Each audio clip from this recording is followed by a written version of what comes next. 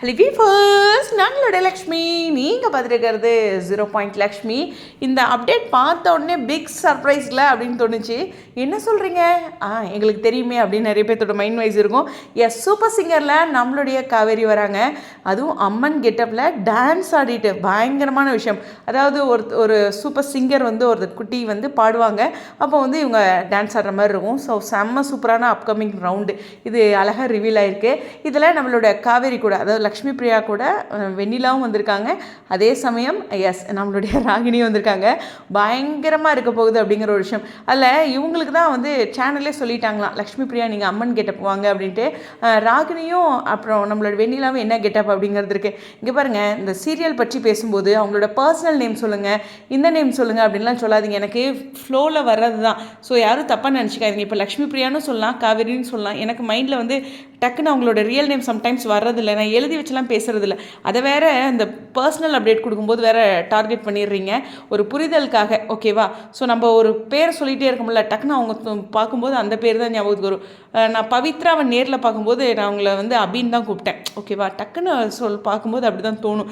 சித்துவை நான் எப்போயுமே முல்லைன்னு தான் கூப்பிடுவேன். அது மாதிரியான விஷயம். ஓகே, ரொம்ப சூப்பராக வந்து இந்த அப்டேட் இருக்குது. ஓகே, ஓவராலாக பார்க்கும்போது சூப்பர் சிங்கரோட அப்கமிங் இருக்குது. எனக்கு தெரிஞ்சு சொல்லணும்னா சூப்பர் சிங்கர் கொஞ்சம் தடுமாறிட்டு தான் இருக்காங்க. ஜீ வந்து லீட் பண்ணிட்டாங்க.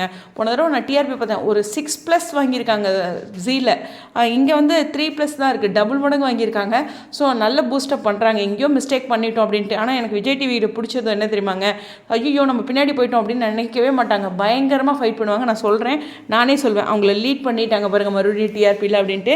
சூப்பர் சிங்கரில் இப்போ தான் விஜயகாந்த் சார் ரிலேட்டடாக ரவுண்டு கொடுத்தாங்க. இப்போ பாருங்கள் சீரியல், எனக்கு தெரிஞ்சு இப்போது லக்ஷ்மி பிரியா வந்திருக்காங்களே, அதே மாதிரி மற்ற சீரியல் ஆர்டிஸ்ட்டும் வந்திருக்கலாம். எனக்கு தெரில, யாராச்சும் அப்படி தெரிஞ்சதுன்னா கீழே கமெண்ட் செக்ஷன் சொல்லுங்கள்.